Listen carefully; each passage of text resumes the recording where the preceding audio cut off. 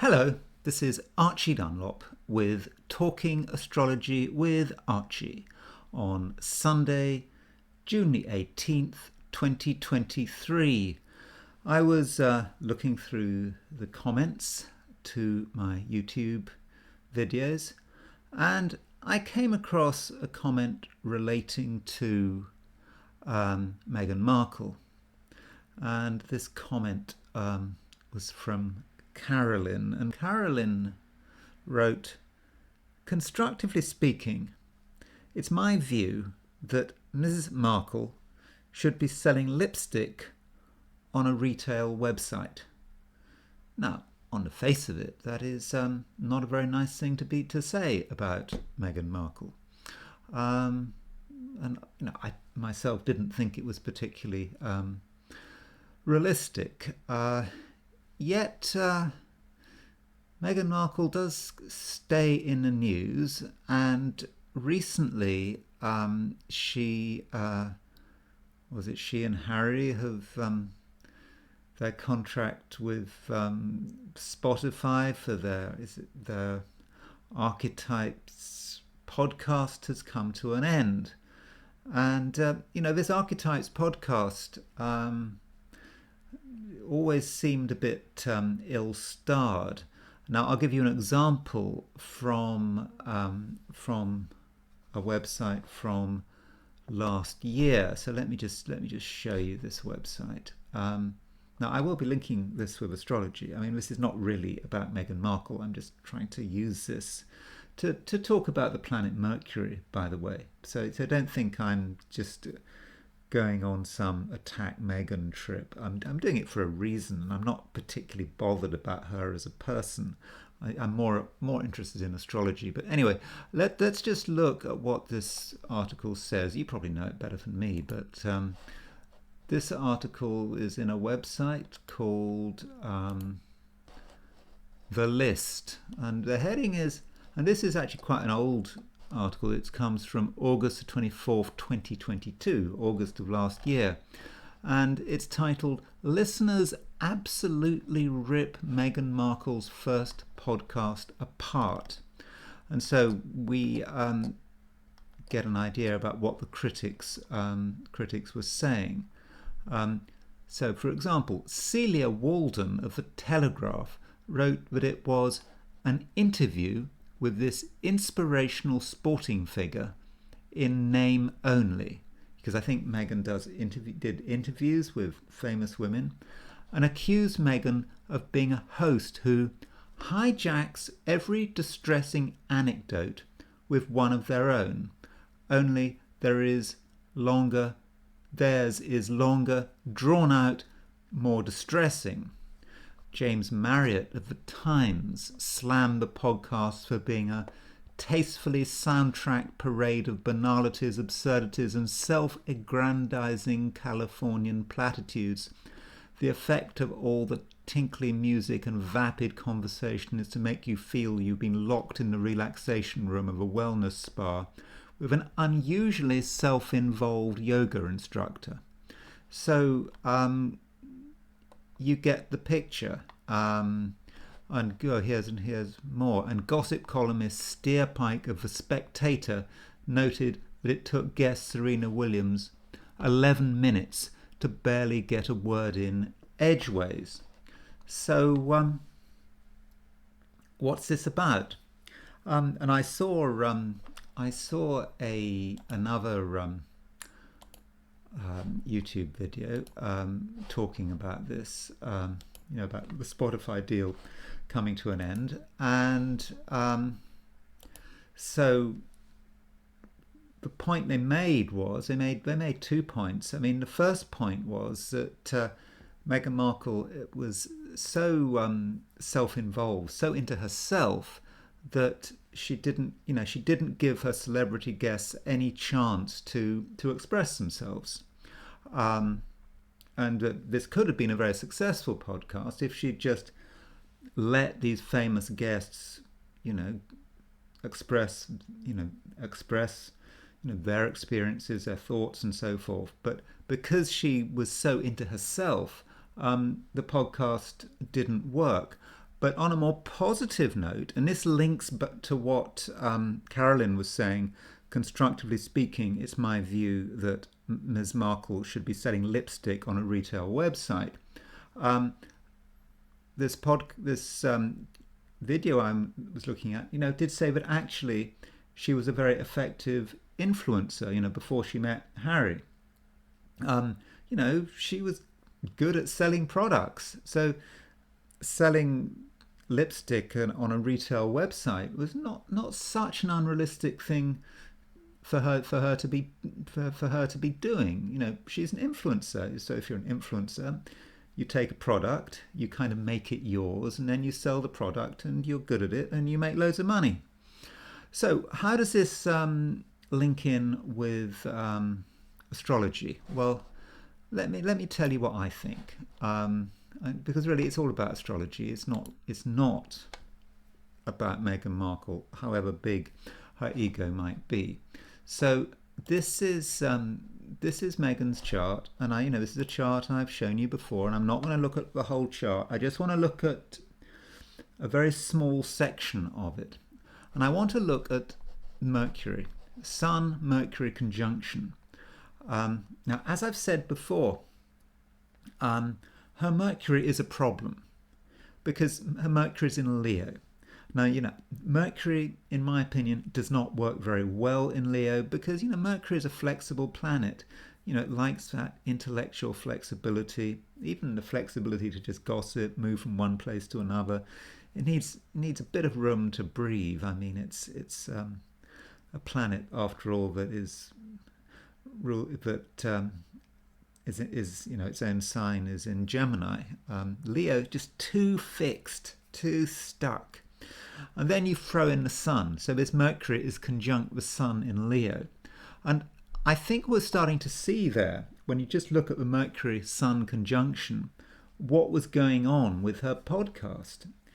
She was supposed to be the interviewer who would allow the other person plenty of room to speak.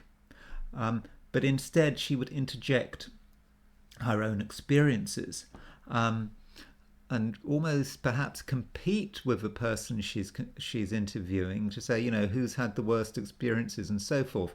Now that's kind of surprising because Meghan Markle, she tries to give the impression that she's all about healing and all this kind of stuff.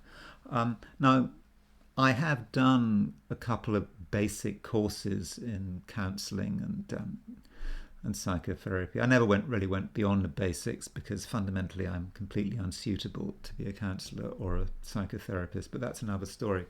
But one thing I was told, that if you are counselling someone or if you are a psychotherapist, it is incredibly important not to discuss your own experiences as a therapist, as an advisor. So if someone is telling you about a problem they've got, apparently it's a major no-no to counter what your client is saying with your own experiences, because of course what you're doing is you're devaluing your client's story.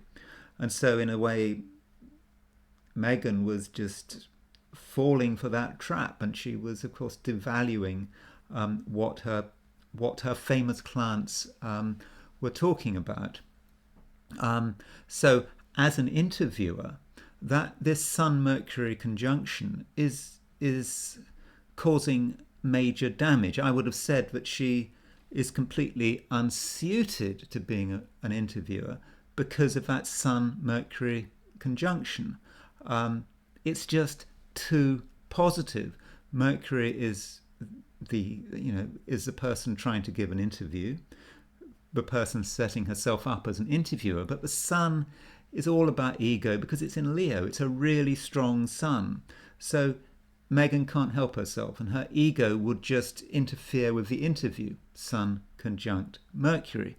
Yet, if we look at Mercury, it is making a trine to the moon, trine to the Saturn, sorry, not trine, I mean a sextile aspect to this Moon, Saturn, Jupiter conjunction. So the Mercury making that sextile, that's really good. But where would that sextile best manifest? And I would have said it would be about selling lipstick or being an influencer. You know, in other words, standing in front of a television audience or an internet audience and just associating a product with you, Mercury in Leo, sextile Jupiter, sextile Mercury, sextile Saturn, the incredible control of using one's personality to push products.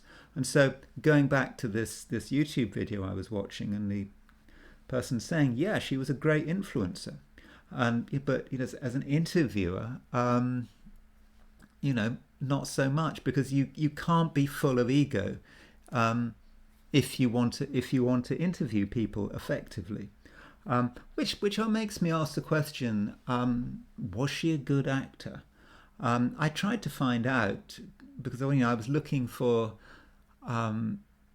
what people thought about her as an actor before she became really famous, before she met Harry. You know, what did people think? Because I think if you want to be an actor, surely you can't have too big an ego, because you want to be able to dissolve into the part.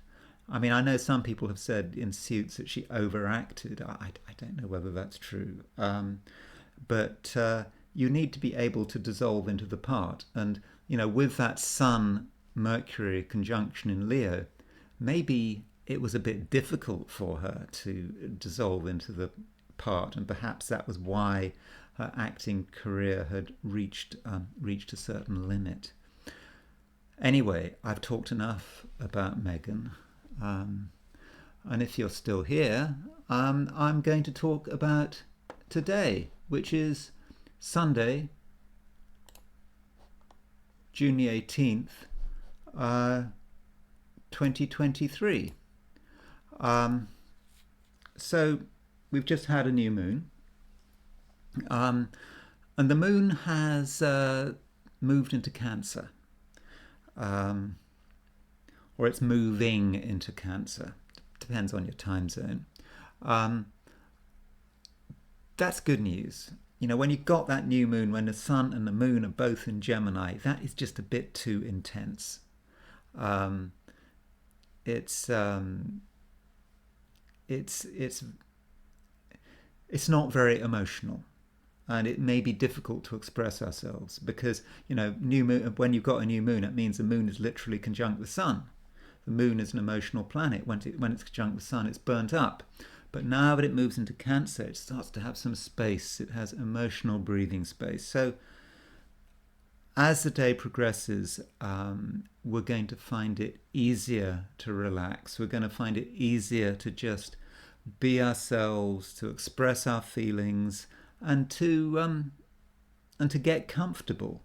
And also, the moon is starting to make a sextile aspect to Jupiter. And, you know, moon sextile Jupiter is a very fortunate aspect. So as the day progresses, we're going to be luckier. Okay, it's also starting to make a trine aspect to Saturn, but that's quite benign, the trine aspect to Saturn. So yeah, I think we're going to be more comfortable, more relaxed, and luckier as the day progresses. I should also say, though, that the Sun is still conjunct the Mars-Jupiter midpoint. You can see there's the Sun, there's Mars, there's Jupiter, and you know that does suggest successful action. I mean, I know it's a Sunday, and very often we don't do very much on Sunday, but we might suddenly see an opportunity to just do something, to take successful action. Now, we don't want to go over the top. You know, Mars, Jupiter can be a bit excessive, but if we see something that needs to be done, we can get results extremely quickly. On the downside, yesterday I talked about Hades being on the Mars Saturn midpoint. Hades, the planet of garbage, death, graveyards, on the Mars Saturn midpoint, which is more death, and we still got that. So bear that in mind. It's not a day for doing anything dangerous. Garbage could get us down. Don't hang around in garbage dumps. I know that sounds ridiculous. Garbage dumps are probably closed on Sunday, but garbage dumps. Maybe that's a symbol as well. There's a metaphor. Don't hang around in symbolic garbage dumps. Don't hang around with people who you should have said goodbye to a long time ago because they're no good for you. You've got to choose your friends carefully. If you have already said to yourself that this person is not doing you any good, this person is just dragging you back to some distant past, then don't hang out with them, and don't, of course, hang out in criminal circles. If you're a criminal yourself, well, I don't know what to suggest. So yeah, there is a bit of caution required. I suspect that the Hades on the Mars Saturn midpoint is more a collective thing. It's not going to affect us as individuals. It's more if we're involved in wars, if we're involved in global conflict, and if we're involved in criminal organisations, that Hades on the Mars Saturn midpoint could be quite dangerous. Now, as far as my forecasts for the 12 signs are concerned, as always, I have done them. This is for today, June the 18th. Aries, there has been a lot of action, and now it is time to relax. At home, you'll feel quite inspired. Taurus, you'll know how to calm people down, so if anyone is highly strung or tense, you can bring them down to earth. Gemini, in terms of money, you have some interesting ideas, but now isn't the right time to show your hand.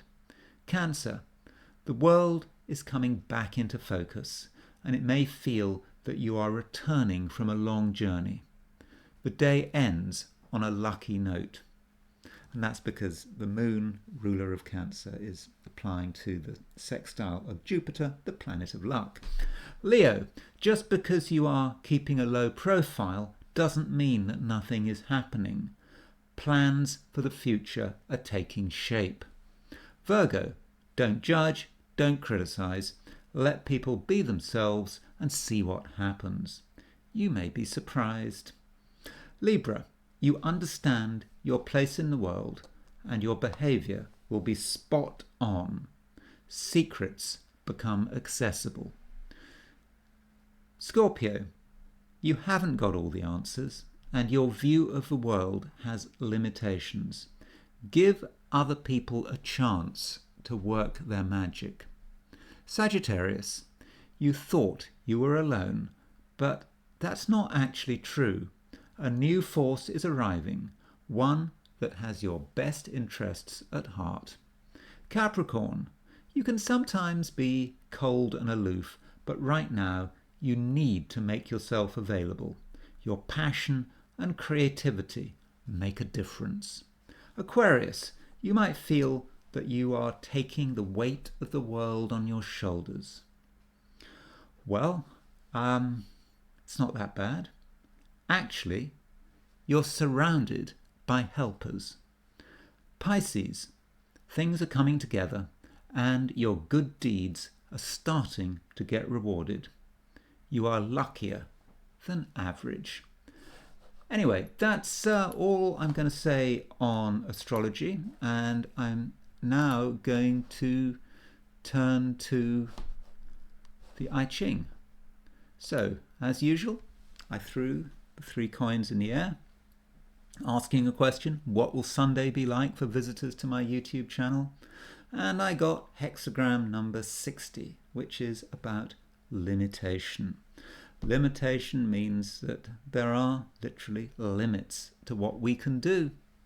We have to accept that whatever big ideas we've got, we're not going to be able to achieve them in the short term. And I suppose it doesn't help, but it's a Sunday. Sunday can be quite a dead day, when it's really difficult to get anything done. We don't feel inspired, we're not in the mood. But it's about limitation. It's about working on our excesses. Just accepting that, we can't be all things to all people. We can't be in all places at once. And this hexagram limitation does shift. It does move. And it moves to hexagram number 26, which is the taming power of the great. And the taming power of the great asks us to focus on ourself. It's about self-discipline. It's about really it's about taming ourselves. We've got all these impulses and we've got to just tame them and work out what is best.